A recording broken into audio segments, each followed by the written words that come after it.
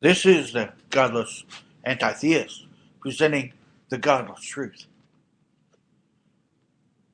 The godless truth is that if the critical thinkers, that is, the anti-theist, the atheist, the humanist, the naturalist, if we hadn't cowered, conformed, and complied with the bullying of the superstitious, the organized superstitious,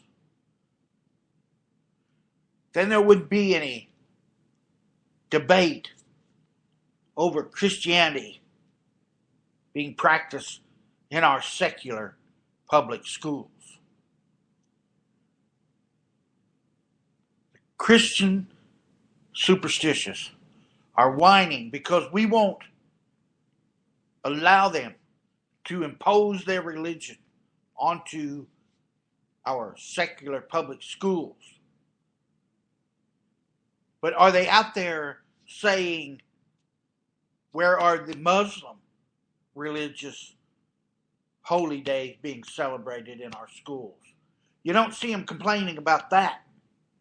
As a matter of fact, I'm sure that if Muslims or Scientologists, or some other religious ceremonies were going on in our schools, they would be crying crocodile tears. How dare the Muslims try to teach their beliefs in our schools?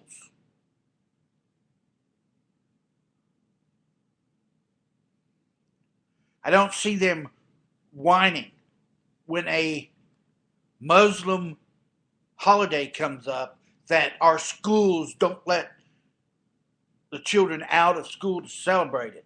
You know, the school system today gives the children off some time to celebrate Christmas. That needs to be done away with. And because we have gone along with it and cowered and conformed and complied with it for so long, they think they have the right to whine about it, to complain about it. When we finally come to our senses and ban this shit. Should have never taken place in the first place.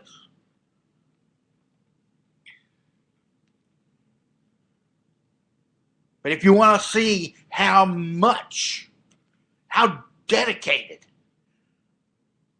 superstitious Christians are to religion being allowed into our public schools, suggest a Muslim day. Suggest a day to celebrate some Scientologist holiday, some Muslim holiday, some Krishna holiday, some Buddhist holiday.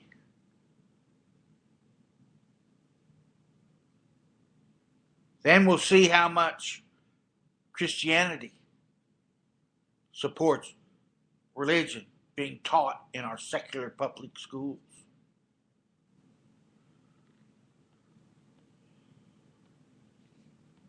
There has to be criteria.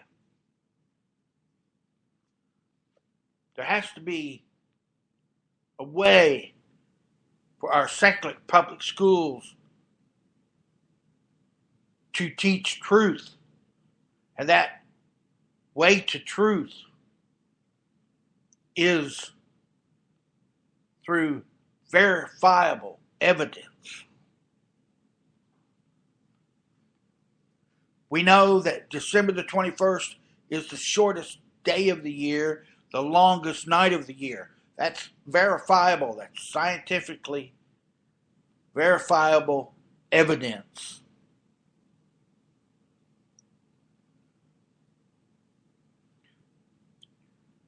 We must insist that our schools teach the truth,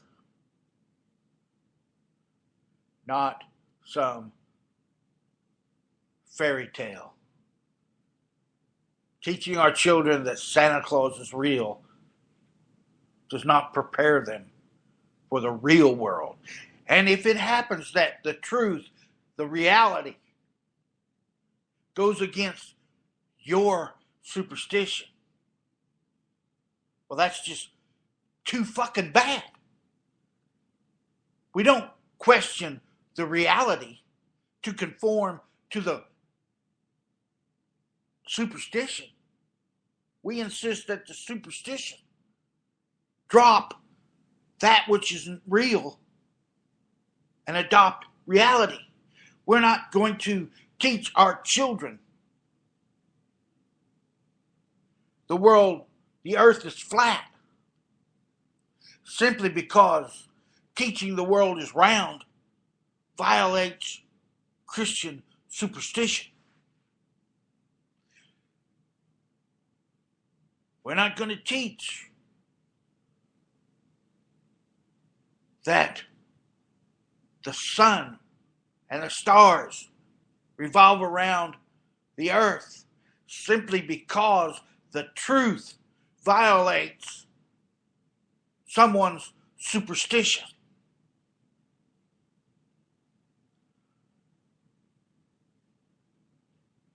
The popularity of a superstition does not make it true. The truth, it doesn't require anyone to believe it to be true. That's why it is the truth. When we, as a people, our ancestors, believed that the earth was flat, the earth was still round. When we believed that the earth was the center of the universe, that the sun and the stars revolved around the earth. When our ancestors believed that, that didn't make it true. 7 billion people can believe a superstition. Every single human being on the earth can believe it, and that does not make it true.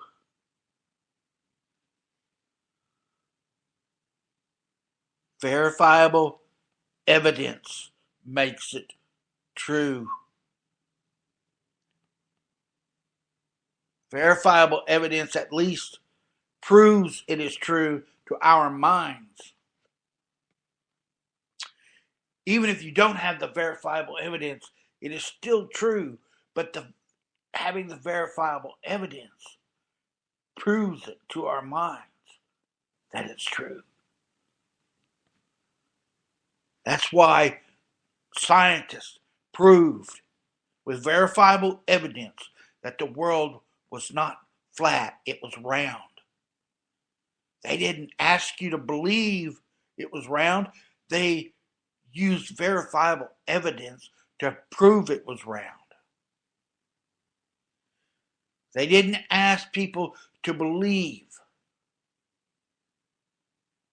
just to merely believe that the sun goes round, or the earth goes around the sun. That wasn't asked by scientists to be believed. They proved with verifiable evidence that the earth travels around the sun. They proved that the earth tilts on its axis at certain times of year. The earth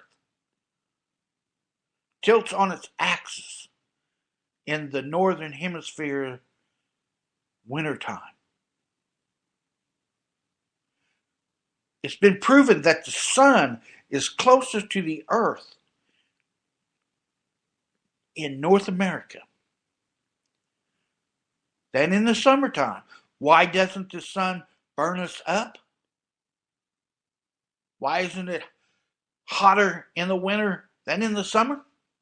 Because the earth tilts on its axis, and those light beams, since the Earth is tilted on its axis, have to cover more ground, and therefore it gets cold.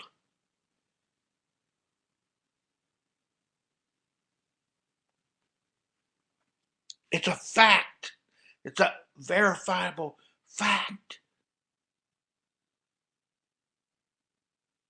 And superstitious Christians do not live off of their superstitious beliefs. They don't go to work using superstition. They go to work in a car or a vehicle, transportation, scientifically made. They don't live in a shelter of belief. They live in a scientifically built house of wood or brick or stone. They don't live through a disease on their belief. They go to the doctor and get medication, scientifically developed, researched, and made. They don't entertain themselves with superstition at home or out and about. They entertain themselves with televisions and computers, online entertainment and televisions, even televisions connected to computers. With their mobile phone, they listen to music on their mobile phone, on their tablet, on their laptop. They're not entertaining themselves with their beliefs. They're entertaining themselves with scientific devices. They're not communicating with their beliefs. They're communicating with the cell phone, the laptop, the internet-connected device, the telephone, the telegraph, telewoman.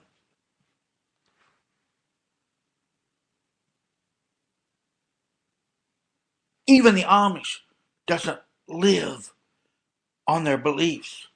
They use nails and scientific methods to make grooves in the lumber. They cut down the tree. They're using saws and axes.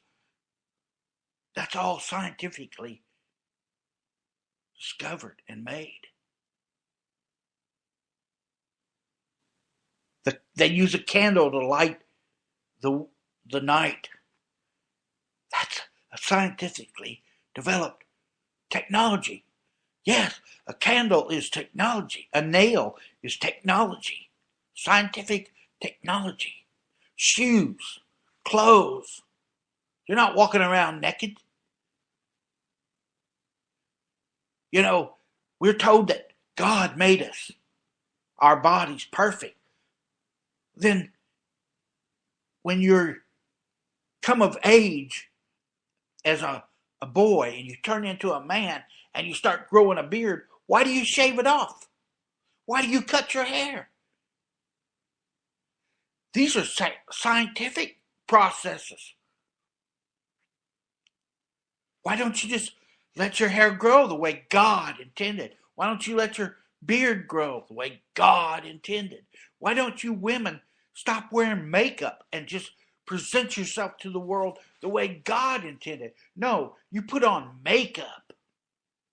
You wear high heels that have been scientifically developed, and the high heel is meant to hike up your ass.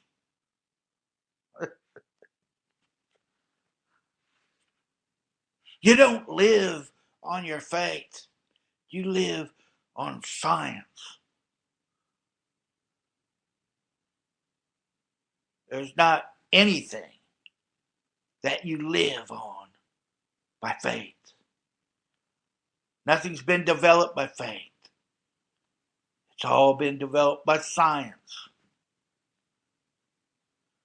You go to